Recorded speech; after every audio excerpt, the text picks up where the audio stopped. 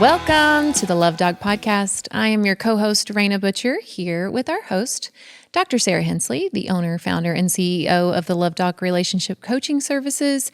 You can find her at thelovedog.com or on any social media handle at Dr. Sarah Hensley. Hey. Hi. How are you? I'm good. I'm much better this week. It's been a tough little couple of days. Yeah. We offended a lot of people. Yeah, we did. With the Charlie Kirk episode. That was not our intention, but you know what? It is what it is. We spoke our truth. We believe in human decency. We believe that people have the right to speak what they want to speak, and that is okay. Our people will find us, and everybody, regardless of your opinion, is welcome here. Mm-hmm. But we're also not going to change our opinion. No, and for the record, we believed in human decency long before this ever happened to Charlie Kirk. Yeah, of course. I mean, we know there are terrible things that go on in the world. And we pray for those things. It just prompted us. That's it. You know, certain things that happen in the world prompt you to speak out. And the fact that this mother became a widow and is raising two grieving children, and I have personally had to raise two children that lost their father. Mm-hmm. So yeah, it was a little bit personal for me. And I think that was what was really beautiful after the memorial is I saw both sides really come together and talk on Erica's, not speech, her eulogy mm-hmm. that she gave at the memorial. That was so profound and so beautiful because she openly talked about forgiveness. Yeah. And that's a big one. That's what we need. We've had a podcast episode, I believe, on forgiveness. Yeah. And how important it is. It's just one of those things where if you can't forgive, then you can't fathom how Christ died for our sins and how he forgave us. Mm-hmm. Forgiveness is one of the biggest blocks I think that people have, especially in their relationships when there's resentment. Mm-hmm. There's so much resentment and they're like, how do I forgive? Yeah. It's like, well, it's a choice. It is. It's a hard one. Sometimes it's a super hard one, but it's not a finite choice. Like it's a daily choice. It's not just like, oh, I did it one time. Those bitter thoughts, that anger, it's going to come up again. And so you have to fight it every time. Yeah, it's not just this one time like, it's done. That is too hard for most humans. I always say forgiveness is more for even you than anyone else. It is for you. Because sometimes you have to forgive people that were never sorry. Oh, yeah. And that's even more difficult. People. I mean, I'm not going to lie. My inbox was full of some really awful threats after that. Brutal. It was brutal. And of course, Raina manages my Instagram, and I was very dysregulated. She was extremely dysregulated with some of the... I was physically ill. With some of the horrendous, almost like sickening comments. And it's okay. Yeah. That is okay. And a lot of people went and gave us 1-star reviews on our podcast just because we talked about it. Yeah. So if you actually like our podcast and we have helped you, it would do us an amazing favor if you could just go in and give us a 5-star review if we have really helped you on whatever platform you listen to us. That would honestly be the greatest gift you could give to us right now to combat some of that hate. And we are just here at the Love Doc, we've just decided we are going to stay true to our values and true to our beliefs. And our authentic selves. Our authentic selves, and our people will find us, and we are happy about that. So anywho, today we're just going to do some Q&A. We're going to pull some questions from your private I Facebook have a private community. Facebook community. It's free to join. I moderate it. I post things that you will not find on any of my other platforms.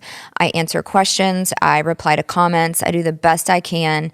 I had somebody also that was really nasty on Instagram say, you don't even answer all the questions in your Facebook group. Well, I get like impossible. 30 a day. Like I'm only one person. No, like I can only do my best. I answer as many as I can, but no. You can't win because then if you have like AI generated responses, then people get mad about that. Yeah, people get mad about that too. I'm not going to use AI to answer people. Mm-mm. They can get AI on their own phone. Mm-hmm. I'm here to be an authentic human. So and we really do the best we can. We're a small team. We're a small team. We do the best we can, guys. Yeah. So if you want to join that, you can just search on Facebook, the Love Doc Clients and Community, and we will let you into the group. Yeah. And you have to follow group rules. You have to be kind and respectful to other people. Spam. No spam, no hate. No trying to sell products on there. Yeah, no, none of that. But we are going to pull some questions from there that I haven't been able to answer. Yeah, but it's on the spot. She's That's on the spot, guys. Not scripted. I have no idea what these questions are. Yep. Don't. She's having to think on her feet, which I think proves her credibility. And interesting enough, because so many of these questions are about the DA. Yeah. And we're going to start doing this every month, guys, where we just do one episode that's just strictly Q&A, because I think there's a lot of value in it and a lot of insight. But this one is about an AP, an anxious preoccupied. Nobody ever talks about the AP. Nobody. It's all about the FA and the DA. And I Sweet love APs. APs are so precious. Gosh, they're the most precious. I mean, all attachment styles they can be wonderful, warm, kind, loving people. They all have superpowers. Everybody has superpowers. I think we had a comment on the pod of like, we're anti-DA. Absolutely not. I dedicate my life to helping DAs and people in relationship with DAs. Yeah. And I wouldn't do that if I thought they were villains. I don't think they're villains. For the and actually the next episode is going to be on the pain of the DA. So stay tuned to the week after this, because we're going to be talking about the DA's pain, because they do have a lot of pain. People don't realize it because they don't express it. They don't even realize it. No, they don't even often realize it because they're suppressing it before they can really be in touch with it. Yeah. They're dissociating from it. Yeah. So anywho, okay. What's the question? So I'm an anxious preoccupied working towards my secure attachment. My last relationship was with a dismissive avoidant, and he triggered me so much, as I did with him. We both left the relationship badly shaken, and we lost ourselves. After that, I started therapy, and I'm actively working towards my secure attachment slowly.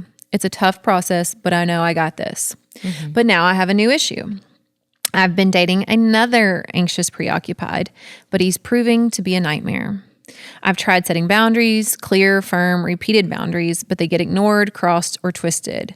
Every boundary I put up is interpreted as rejection, as proof that I don't care, and it turns into guilt trips, panic, and emotional explosions that I have to absorb. Even knowing what healthy attachment looks like doesn't protect me. Every unanswered message feels catastrophic. Every minor disagreement escalates into a storm, no matter how I respond. I find myself slipping back into the anxious patterns I've been working so hard to leave behind. It's exhausting. I want to care for him, but I also have to protect myself. Boundaries aren't respected. They're weaponized against me. Months of therapy and progress feel like they could be erased overnight. The only positive part about it all is that they're putting a mirror in front of me. I recognize my old self. Oh, this is so beautiful. Mm-hmm. I recognize my old self in this behavior, and I can fully understand how it was to date me. I know walking away is the right choice at this point, but the guilt, the empathy, the what if I'm being too harsh keeps me trapped in overthinking. Ooh, girl, I don't know if this is a girl or not, but that sounds like FA. Anyway, has anyone out here dealt with this? Dating another anxious preoccupied while trying to maintain boundaries and actually made it work? Or is walking away the only way to survive without losing myself? Yeah, this is really interesting. And usually we don't see two APs together or two DAs together because they kind of repel each other. But it makes sense if you are moving towards your security, but not quite there yet, how you may have ended up with an AP. That is really AP behavior. I would say the exploding is a little bit, like that makes me think FA a little bit maybe, because usually APs aren't as explosive, but man, they push boundaries. And what I will say to that is, it doesn't sound like your boundaries are being held. So a boundary, it's like a fence that you can't get through. It's not a pretend line in the sand that you could jump over.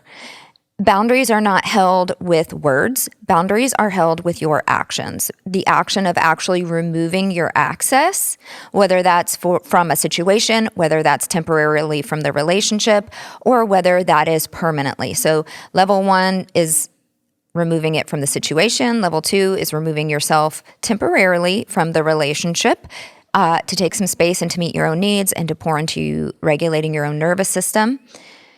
But you don't just say it, you do it, which means you don't answer the 75 text messages. You say, you can repeat it when you're ready to, and then you state your rules of re-engagement. So whenever you set a boundary, there has to be rules of re-engagement. I will give you my access back, and I will step right back into the relationship as we were, or the situation as we were, when you are ready to. And then you state what you need to see from the other person very clearly, very explicitly. And then when you set the boundary, you give them that information, and you also let them know what it looks like for you to be in the boundary space. So does that look like you're going to be quiet for a few hours? Does it look like at level 2 boundary, you are going to move out of the bedroom and you are going to stop meeting their needs because you have to pour all that energy into meeting your own needs so your nervous system does not collapse? What does it look like? You have to communicate that. You can't just say, I'm setting a boundary, don't do this.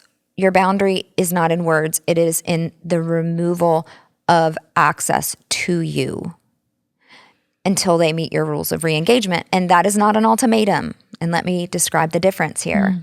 A lot of people say, well, that's an ultimatum or that's being avoidant. No, it's not. Ultimatums are a fake threat that someone is using to try to get you to change. And they have no plans of really stepping away. They're just trying to threaten you with, ending the relationship to get you and to force you to change. A boundary says, I know I can't change you. It says, I have no desire to change you. It says, I have the desire for you to realize that this is what I need and hopefully step up to the plate, but I totally realize that might not happen. But I'm willing to preserve myself, my nervous system, and taking the time to meet my own needs while you figure out if that's what you're going to do. And so you remove yourself, but you also tell them, but I will return if X, Y, and Z happens. And so they have the option then. Right. Avoidance is just like going dark or saying I'm done or I can't talk to you right now, and giving no rules of re-engagement, no time when you're going to return, leaving the other person with no ability to know what's going on. I think a key point that he or she makes here is, the weaponizing the boundaries against them. Yeah. People will say, oh, you're being unfair, you're being avoidant. Well, that's when you have to stand firm. That's when you say, this is not avoidance. I'm telling you clearly what I need. And it looks like this. And you have to get really detailed as to what it looks like so that they can meet the target. You can't just tell someone, I need more affection. Right. Or I need you to back away right now. What does that look like? Right. Do you need a couple of days? Do you need a few hours? Do you need no contact? Do you want check-ins? What do you want? I could see where that would be hard if you're like just stepping into security, because it's kind of hard to find the language at times to really be able to express like, okay, I need space. What does that really look like? Does that look like 2 hours? Does that look like a night away where you just kind of leave me alone? And really self-exploring that. Right. Absolutely. And I do see some of that AP coming out because APs are notorious for dropping their boundaries. So the guilt that you're feeling is that AP anxiety of, but maybe I should drop my boundaries because that's what I've always done. That's not what you need to do anymore. You need to stand firm and you need to say it is what it is. And absolutely, it sounds like this is really unhealthy and dysfunctional and it's time to walk away, which is level 3 boundary. Level 3 boundary is exiting the relationship. Yeah. Yep. We hope that helped. Okay, moving on. What? If you could ask your DAX 3 yes or no questions, what would you ask? That's hard. I don't know. What? Okay, DAX. I have a DAX. If you could ask that DAX, I don't care to ever talk to him again. Just hypothetically speaking. Oh gosh, what would I ask? I mean, I know one. The first one. Did you ever really care? Did you really ever care? Here's the thing. I know that DAs care. Yeah. I talk to DAs every day, and I always ask a DA in front of their partner when we do couples work, do you love your partner? They always say yes. Yeah. I think it's one time in the history of our practice where we had someone say no, and they were already way deactivated. It was way too late for this couple, like way, way, way too late. But they're always like, of course I do. It's just that their blueprint of love doesn't look like most people's blueprint of love. They don't realize how distant they are. I would probably ask them that. Do you realize how distant you are? And they would go, no. They would be like, I'm just trying to be a good person. Like I have a lot of work. I'm kind of busy. I have this, I have that. They have blinders on. They do not see. And I get that all the time. I got a TikTok comment yesterday, actually, that was like, they know the difference between right and wrong, and they ghost people, and they don't care. And I was like, listen, they don't see it. They don't see anything wrong with ghosting. Nothing. To them, that is normal conflict resolution, because they ghosted each other in their own house when they were growing up. If parents, if there was a disruption, the parents split up, they just didn't talk. And then they just acted like nothing happened. And they probably think they're doing you a favor. They do. Here's the thing, too. I was coaching a couple, and the wife was having just such a hard time with a personal situation. And she came home and she was kind of venting to her husband. And when I talk about cases, guys, you have to realize I will not talk about a case unless I've heard it at least the same story 5, 6, 7 times, because I don't want anybody to ever feel singled out like, oh, you're talking about my case, right? So I try to pull of common themes I've seen over and over and over again, right? And of course, I'll never release anybody's identifying information or give anything that could lead to identifying information. So let's just be clear about that. So this is something I see all the time. Wife was venting about something personal struggle. DA literally said, oh, okay, like, I'm sorry about that, and then left the room. Because if that had happened to him, and this was his explanation, and it's always the same explanation, well, if that was me, I would want to be alone. Of course they would. Yeah. That is their blueprint. They handle stress alone. Their nervous systems feel safest alone. But that is not everyone. And it really was a light bulb for him to be like, oh, you wanted me there? Because that, to me, that would feel smothering. I would feel irritable. I wouldn't want you to be telling me what to do or trying to comfort me. I would just want you to get the heck away from me and just let me breathe and let me have the space that I need. Yeah. And so when they give you space a lot of times, it's because they think that is what you would want, because that is what they would want. And isn't that those light bulb moments that I'm sure you see all the time? Just something really simple of like the DA recognizing that their partner's needs are totally different than theirs. Totally different. And they're like, oh, wait, wow. And then it's just this aha moment that's really simple. And I think that that is what's so profound about your practice and why people see so much change, is because they're really simple concepts that just give you the aha light bulb perspective shift moments. Yeah. I talk about it a lot, but I'll talk about it again. Everybody thinks their blueprint is what everybody else's blueprint is. So everybody thinks their partner wants to be loved in the way that they want to be loved. And it goes beyond love languages. Yeah. It goes to deepest needs. And a lot of the attachment styles, their deepest needs trigger each other. And their deepest wounds trigger each other. So they're just bouncing triggers off each other the entire relationship. And then they're like, why can we not make this work? It's like, well, because you guys fundamentally need something very, very different. And when you understand that about your partner, that their deepest core needs are different than yours, then it's not offensive anymore. Right. That's when the your key. DA partner takes a little bit of space, you're like, oh, that's the only way they know how to truly recalibrate their nervous system. Right. And instead of villainizing them, how about we just understand it, and then we work on regulating our own nervous systems so that when our partner does need a little bit of space, it doesn't feel like we're dying. Yep. But also there is space that's too much space, and that is something that the DA has to know, and that is something that, the anxious preoccupied has to sort of figure out where their boundaries are there as well. I want to go further about, because he or she, again, I don't ever know. A lot of people post anonymously, so we don't know. Yeah. So we want to call you by the right pronouns, but we don't know what they are. They go on to say, I find myself, so they ask, what were the 3 questions, the 3 yes or no questions that you would ask. They go on to say, I find myself needing some sort of closure from my ex, my DA ex. We broke up 3 months ago without much closure or any fight, really. And it's been really hard. I've mostly been able to self-soothe and provide my own closure, but I find myself really struggling with a few areas of my healing, and the opportunity for clarification would be very helpful. Last night, I was brave and asked my DA if I could ask him a couple yes or no questions that he does not have to elaborate on. He said yes, but not tonight because he's going to bed, but tomorrow, which is now, which is today. Part of me knows he isn't going to text me about it, and I'll have to ask again. Don't do that. Stop. So I may not even ask them, but I would love some suggestions on what kind of questions you might ask your DA. They have to be yes or no. My one and only I can come up with now is, was our love and relationship real to you? It is real to them. I promise it is. They just have such an ability to compartmentalize their feelings.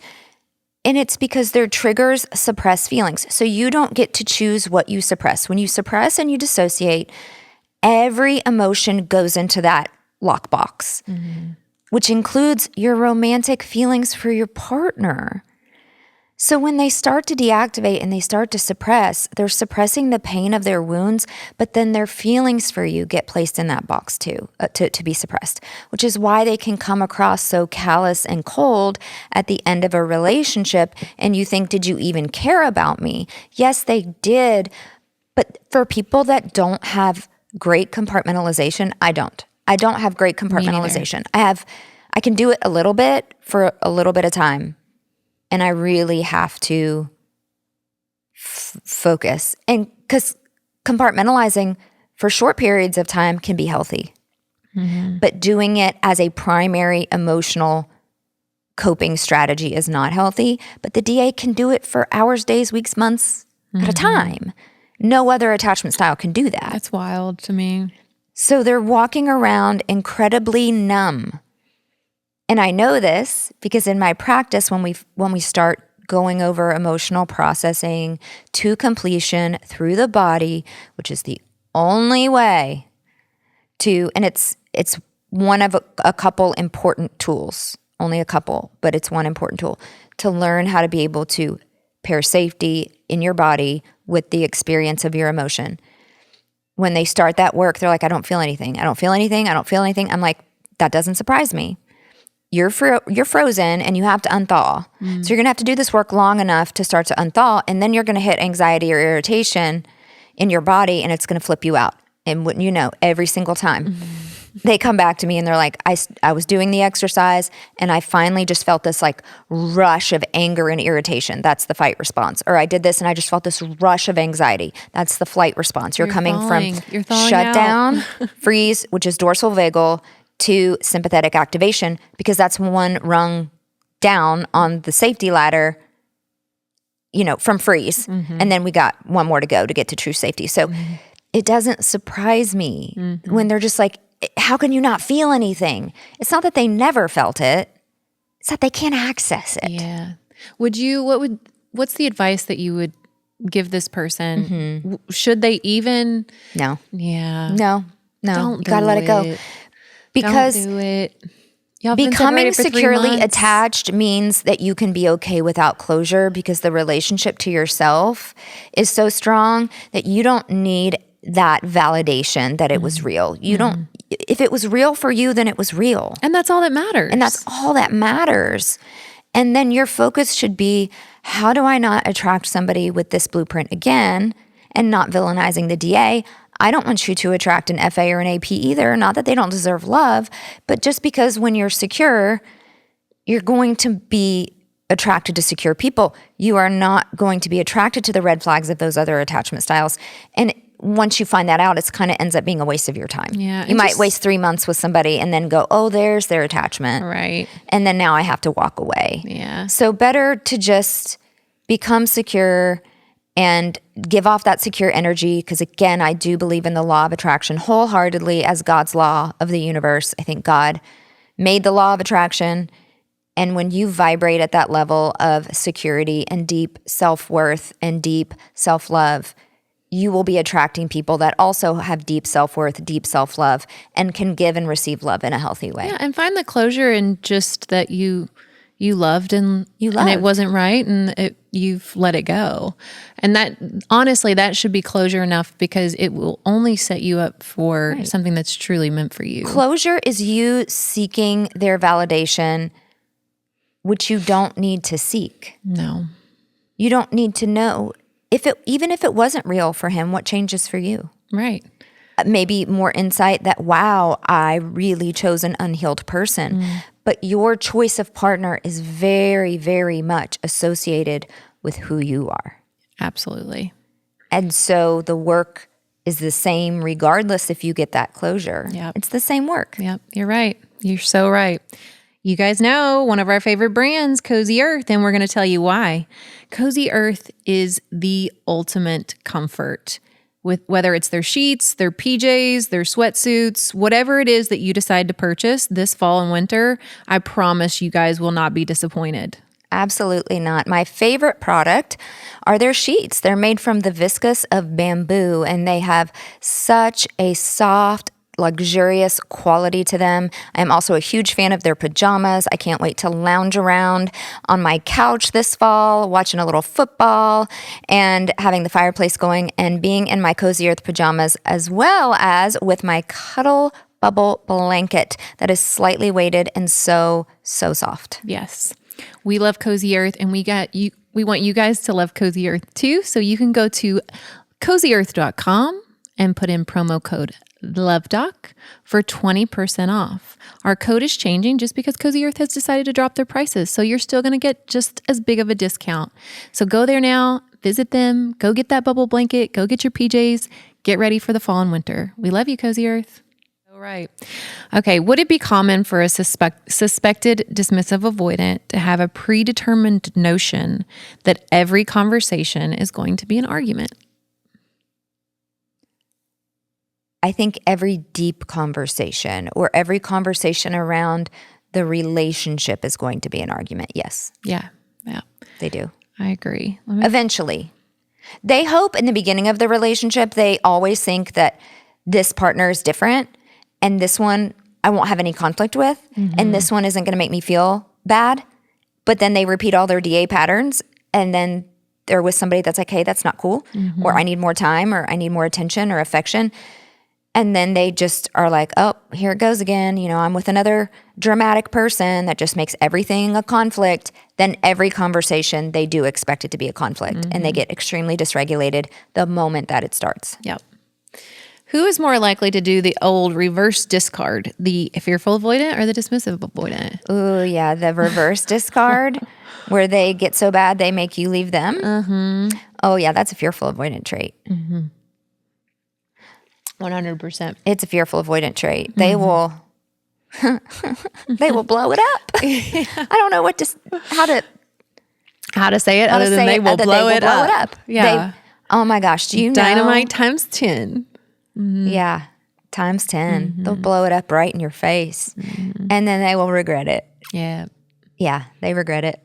Pretty the reverse soon discard after. is an absolute FA trait. Yeah. They will show you It's a their rebellious behavior. It is a very rebellious behavior. They will show you a side of them that they are deeply ashamed of but can't control in the moment. Their reactivity, they will low blow you. Ask us how we know.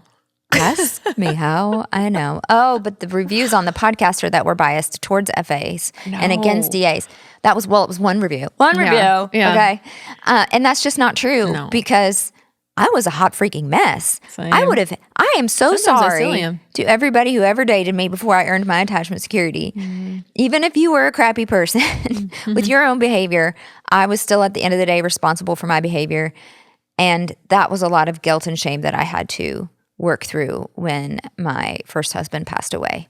Because I know that even as bad as his behavior was, my behavior could get really bad too. Yeah. I would never have put up with me. Now, looking at my behavior now, I would have been like, no. I mean, no there's way. some behavior now that I still have some residual behavior. Now I'm able to catch it and still work on correcting it a lot And that's sooner. Very important. Becoming secure is a lot about catching and correcting. You see yourself going down that old path, and then you have that. That's where that metacognition comes in. That's where that awareness comes in of sort of like, I always think of Friends, okay? We are such Friends everything nerds. is applicable to a Friends you know episode. when Rachel wants to go tell Ross that she's in love with him still, and then she says it, and then she bursts out laughing, Yeah. and she talks about the floating Rachel. Yeah. Of like, I was like watching myself saying it, and that's kind of what it's like to be secure. It's like almost like you float out of your body and you see the insecurities start to pop up, and then you're like, I am not that person. Yeah. Let me back that up. Let me back that up and redo that, because that is not who I want to be anymore. Yeah. Yeah. All right. More questions. I know. Let's see. I keep thinking about something I've heard repeatedly about a key difference between fearful avoidance and dismissive avoidance. It's that the fearful avoidant attachment is more likely related to abuse, and the dismissive avoidant is more related to emotional neglect.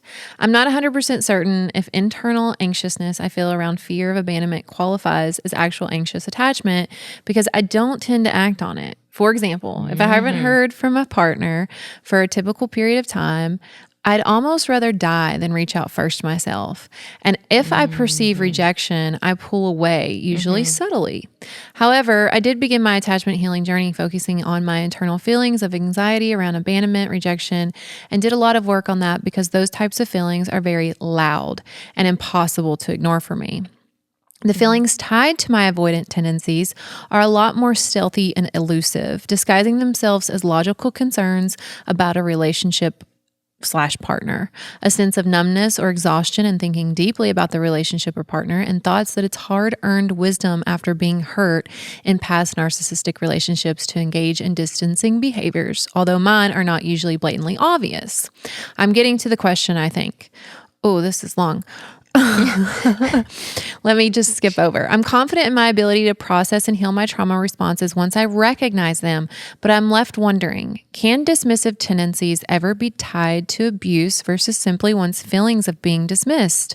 Obviously, the abuse didn't take feelings into account, but weirdly enough, my family was probably a bit more into feelings than most. Perhaps it's my own survival-based instinctive suppression of my feelings more than my parents doing so. So that's the key here. And yes, I know the wondering is probably compartmentalization, which I do fall into at times, but I'm just curious to hear other people's thoughts and experiences around this. That was quite the explanation. I'm not even sure really where the question was. Okay. I heard a question in there about, is it attachment anxiety if I don't act on it? The answer is no. So attachment, again, functions at the level of behavior. So your behavior represents your attachment style. Makes sense. It represents your attachment style. DAs get anxiety. When a conflict first starts, the majority of DAs I talk to say, I feel anxious. Mm-hmm. But it's, what do you do with that anxiety? Does it make you activate, which is to seek connection to soothe it, or does it make you deactivate to soothe it? So in this case, there's deactivation in not seeking a connection due to fear of rejection or anxiety around rejection. An AP would not do that. Right. An AP would not be able to keep themselves from doing that reach out. This person specifically, and I skipped over this part, and it's pretty important, but they had severe early childhood abuse. Yes. So that really matches with FA attachment. So here's the thing about abuse and big T trauma as a child. It can make you either FA or DA. 90% of the time, those people are going to be FAs. About 10% of the time, usually male, we see early and severe trauma with also very severe emotional neglect. So we see like sexual abuse, physical abuse, complete abandonment of a parent, or death of a parent, or witnessing a death, or something that's pretty severe. But then what happened is, there was no adult in their world that gave them any attunement around it. It wasn't, for most of these folks, it was like the trauma happened and they never spoke of it again. It was like you weren't allowed to speak about it. And so then, of course, that's hardcore suppression, if I'm not even allowed to talk about it. Whereas I think the FA route, they are allowed to process a little bit of it. Of course, it's not properly or completely processed. And so they're... it coming out through reactivity of those emotions coming up into that sympathetic state versus going all the way up to dorsal vagal shutdown is what we see. And that is really a large difference between the fearful avoidant and the dismissive avoidant, is that fearful avoidants often sort of oscillate between fight and flight a lot and maybe go up to dissociation a little bit and then they jump back down. So they're sort of like, it's throwing spaghetti at the wall, right? Maybe I'll hold it in and see if they notice if I'm upset, but I can't take it anymore. Then I let it all out. Then I get hopeless that I'm not understood. So I shut down and I freeze.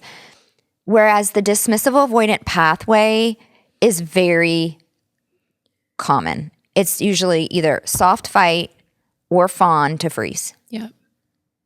It's a lot more predictable. Right. It's a lot more predictable. This person specifically definitely sounds like FA. Definitely sounds FA. Of course, without a true assessment, I couldn't tell for sure. But just based on that, it sounds very FA. Because it's actually in the name. I avoid because I'm afraid of rejection. The dismissive avoidant avoids because they feel icky, they feel overwhelmed, they feel exhausted by you, they feel like, I just don't have the energy for you. That is what the DA feels. The FA feels, I'm terrified, I'm not going to be understood, which is going to make me feel deeply rejected because their biggest need is to be understood. Or, if they react poorly, even if it's not rejection, maybe they're afraid of upsetting their partner and their partner getting reactive. They just don't know what to do. And so they avoid, but then they'll be very anxious about it during that avoidance a lot of times. If they're not going up into that dorsal vagal shutdown, they're staying in flight. And flight is, I feel it all in my body. I feel all the anxiety in my body, but I'm not verbalizing it and I'm not activating and seeking connection. Yeah. Okay. We'll do, 4 or 5 more. Okay. How in the world am I supposed to find love? I'm an autistic male, anxious attachment, and possibly undiagnosed BPD. I just want someone to love me, accept me, and be there and not leave me. I want a healthy co-created space with shared goals and dreams and healthy communication. Why are so many people broken and unavailable to be available for love with others? Why does it have to be a psychological war zone? This is sad. It is sad, but it tracks with the data that we talked about. Was it last episode or the episode before? Where we talked about attachment through the generations. Oh, yeah. That the number of insecurely attached people is rising. I think that comes out next week, actually. Okay. So. Or it would be when this one airs. Sorry, guys. We filmed so far in advance that it's hard to wrap our brain around. It's like, sometimes. what have people heard and what have they not heard yet? Last week's episode will be the attachment over the generations. So you've heard that one. If Hopefully, if you follow us. Attachment insecurity is increasing, especially dismissive avoidance. And what I will say is some of that is generational trauma of the Gen X parents and some of the baby boomer parents. Not to just blame it on an entire generation, but I think there were cultural norms and shifts that we talked about in that episode that led to that. And most people who have attachment trauma are completely blind to it. You have to realize that most people feel extremely justified in how they behave in relationships because it's from their own internal working model, which to them makes sense. Right. They're triggered by something. They feel justified. Their partner doesn't even understand how or why they triggered them. So they're like, why are you being this way? I don't understand it. But what I will say is you need to start teasing apart what is the ASD, what is your attachment trauma, and what does a dual sort of treatment plan look like? What kind of skills do you need to learn to become attachment secure and to navigate some of your struggles with ASD? And even if those struggles with ASD are things that maybe therapy hasn't been able to help, how can you communicate about them in a way that is going to give your partner a realistic expectation of those quote unquote limitations, which can be superpowers if we look at neurodivergency in a really positive way. A lot of those things are actually superpowers. Agreed. Just being able to communicate those. Hey, listen, this is my diagnosis. This is where I tend to struggle. I have gotten therapy or help around these things, but they still pop up. Here's how they pop up. And try to separate that from attachment. So get some good providers on board that can help you tease those things apart so that you can work on what is malleable, which is the attachment, and then work with a provider that is, trained in treating ASD and know a sense of what are maybe potentially permanent limitations. And ASD is or not. autism? Is that what ASD is? Autism spectrum disorder. Okay. Yeah, and I mean, cross-intervention is always an option. Absolutely. And I refer a lot of clients of mine out for different things. And if there's BPD on board, you need a clinical psychologist that specializes in BPD. You might want to try DBT therapy for BPD. And tell our listeners what that is, because I just always play dumb because I'm like, what is that? Dialectical behavioral therapy. I'm not a clinician, so I don't want to go too much detail about that. I don't think that would be appropriate, but it is sort of the gold standard therapy for BPD. So that's out there, and people can do their own research on it. Okay. All right. So moving on. Hopefully that helped, because that's a tough place to be. And don't give up hope. Go listen to our episode on hope, because there are really wonderful people out there who are looking for love and want to give so much love. 7 billion people in the world. I tell my clients all the time, there is somebody out there for you. And I see it all the time. I have singles that go through my program or that do one-on-ones with me, and then they meet somebody and it's like a secure relationship and they're thrilled. Yeah. I see it all the time. I wouldn't be up here saying that it happened if it didn't happen. It happened to us. It happened to us. We're living proof. We are living And I was proof. I really tried when I was, I know I've said it before. I didn't get married, guys, until I was 40. And I'd kind of come to terms with the idea of if I don't get married, it's okay. It's not the worst thing that can happen. I have a child. I have a beautiful, wonderful, healthy child.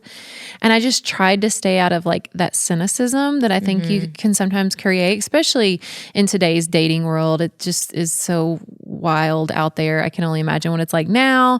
I mean, I'm 6 years removed from it, so I can't imagine what it's probably worse now. So I know it can be probably pretty disheartening. And if you've got those compounding variables on top of it, it would be even more disheartening. Absolutely.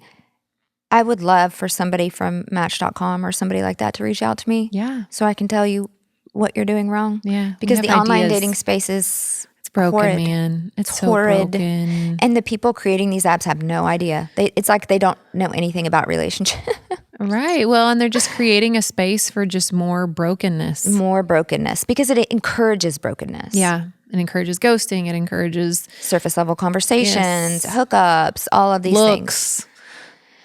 Yeah. All the things that in the whole big realm of things. I mean, not that attraction isn't important, and I'll move on after this. I mean, obviously, initial attraction is really important. But attraction can grow. Absolutely. There's so much science behind the fact that attraction can grow. Yeah, when you get to know somebody, for sure. Okay, moving on. Probably a silly question, I know, but here I am anyway. Can two people have a relationship if one secretly holds grudges? The other person never knows what they have done to upset the other person because they don't tell them, and they just hold it in, so there's no opportunity to apologize, explain, or make things right. I'm feeling tremendous guilt for not knowing I hurt someone I love and built a family with over 10 years and never said a word about it until he abruptly left. Now it's too late. He won't hear me out or let me show him how sorry I am that I hurt him.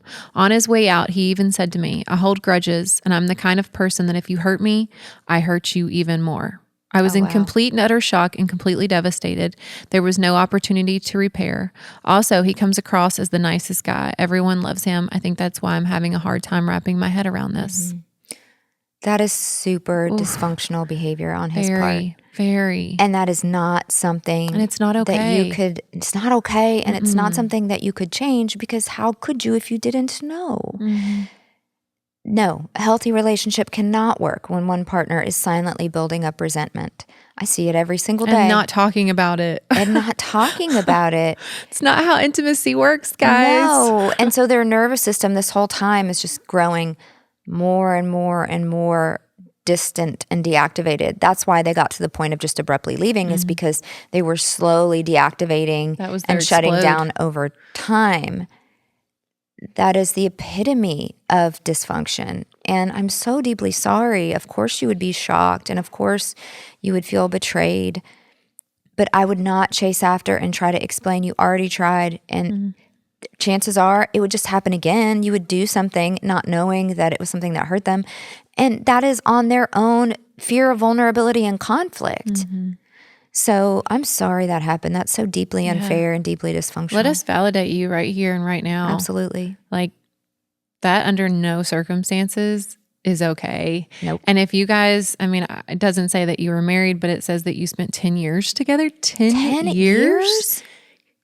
He owed you an explanation. Oh. He owed you communication. Yeah. And I mean, I know we just said you don't need closure, and ultimately you're not going to get it. And so I would love for you to get to a place where you don't need it, and it's still going to hurt, and it would still be very normal to feel like this was so abrupt. Yes, I need closure. Mm-hmm. When a relationship has been toxic and there's been tons of problems, and then we have somebody that leaves, there's a lot less need for closure. You know why it ended. It was toxic. It was obvious. But to be blindsided, of course, I think anybody would want some closure, but you're not going to get it. So you're just going to have to find it for yourself and your own healing. And we would love to help you with that. I actually had a call with a potential client the other day. I take in, calls for, I do discovery calls with people who just want more, information on dog services. And the way that he described it was so well. He said it, my relationship, the demise of my relationship is so difficult to accept because it's death by 1,000 paper cuts. Like there's no one thing that I can pinpoint that happened that was just like, okay, this is what did it. It's just been this overlapping, like small little things that like we can't even conceptualize either one or pinpoint. And so it just makes it so much harder to let go. Wow. And I really that's where fear of vulnerability and poor communication rips you apart. Mm-hmm. The things that Donald and I have tiffs over are so tiny. Mm-hmm. But we know that both of us are sort of prone to resentment. Mm-hmm. And so we're going to get it out there. Yeah. But a lot of times it's a curious thing. Hey, curious what you meant by that. Hey, is everything okay? I noticed you're tense right now. Mm-hmm. And then that can invite a conversation. It can invite him being like, well, I feel like you were on your phone a lot when I was trying to, that's probably the biggest. This business is so hard, guys. It's so hard. When I tell you that all I do all day long is just tech. We were at an event last night for iHeartMedia. Mm-hmm. And I looked at my phone and I showed Raina, I had 25 text messages in like an hour of just being at that event. Mm-hmm. And it is so hard because I don't want my husband to feel ignored. Right. So a lot of times I just have to set a boundary and I'm like, well, it'll live. Mm-hmm. I've got a great VP right here. She'll pee out that fire if she has to. Yeah. That's what I always say. I think I was telling Liz a couple of weeks ago. She was like, it was something going on. She was like, should we talk to Sarah about it? I'm like, no, just leave Sarah out of it. I was like, I'm the shit storm putter outer anyway. It's fine. It's true.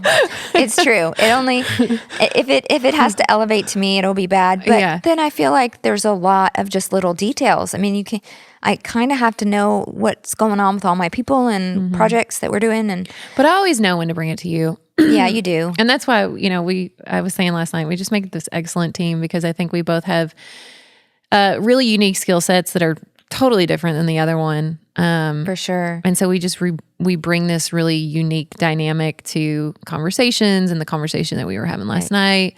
But we have to be vulnerable about things with each other. We have to be honest with each other about things, or else this would not work. No. And it wouldn't work in my marriage if my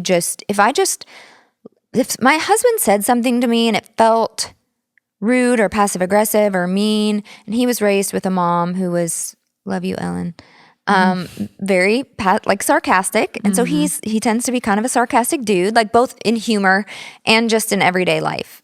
And so sometimes I don't know how to take it. Like if I think it's directed towards me, I'm like, well, what did you mean by that?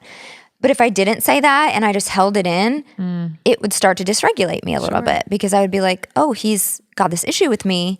Well, you would see it from the FA lens of just like the worst case scenario. He's trying to hurt me. He's trying to, and a lot of times he's not at all. He's just joking about something, or he's just observing something and it's funny to him.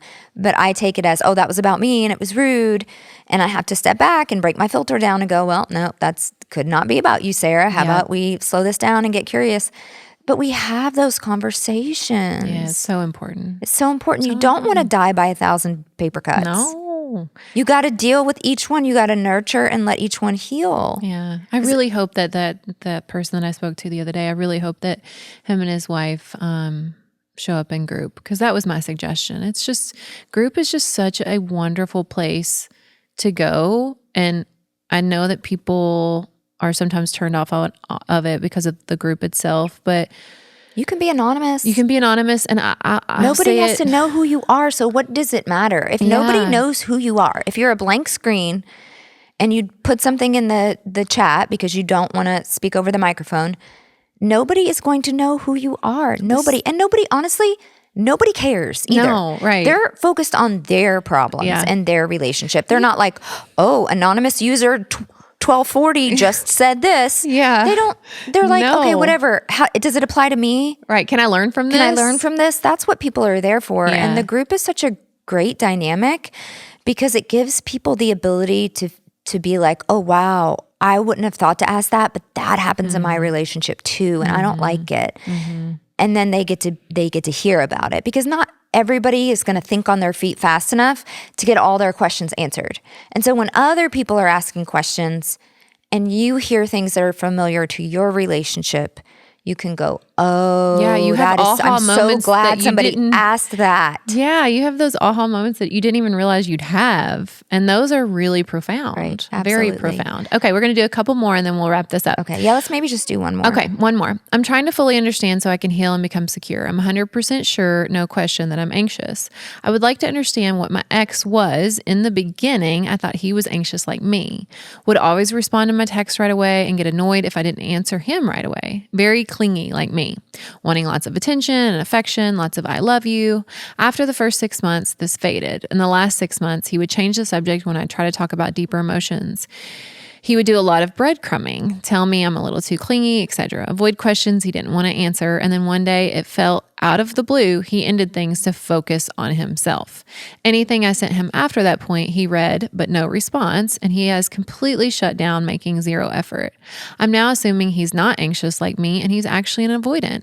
But what is the main way to tell the difference between a fearful avoidant and a dismissive avoidant? And what does he sound like?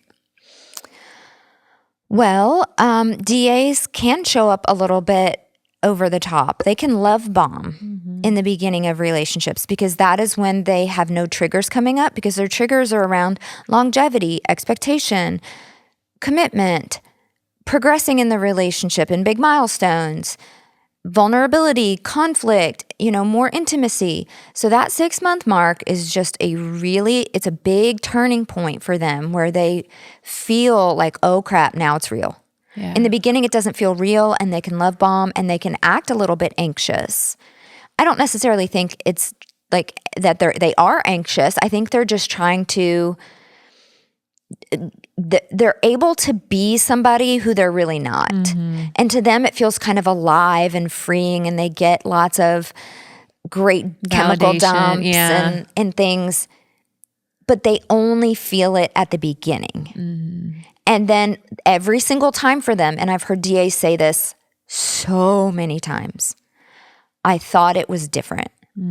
I don't know why I can't recognize that I always feel this need to chase and to love and to be open in the beginning, and then it completely baits and switches. And I don't notice it. Each time in that beginning phase, I think, this is the one. This feels so different. Because I'm still sort of trailing on the feeling of deactivation from the last relationship that I forgot that I felt like this in the beginning. Right. And so it tricks me into thinking this person is different. How painful. Absolutely. Which we're going to talk about in the next episode. But. Yeah, absolutely. So it sounds very DA to me, but I would also have to know what was he like in conflict. Right. If we see a lot of reactivity, what was his childhood like? What was the childhood like? Not everything can be predicted just by that limited amount of information. The changing the subject and stuff of that does sound DA. You can never pinpoint them. You can literally, I would be amazed at the superpower of my DAX I could ask him the most direct question where I thought there's no way he can get around this other than not answering. And he would find a way to talk a circle around it and not answer my question. If that question was about how do you feel, what's going on, when am I even going to see you again? Yeah.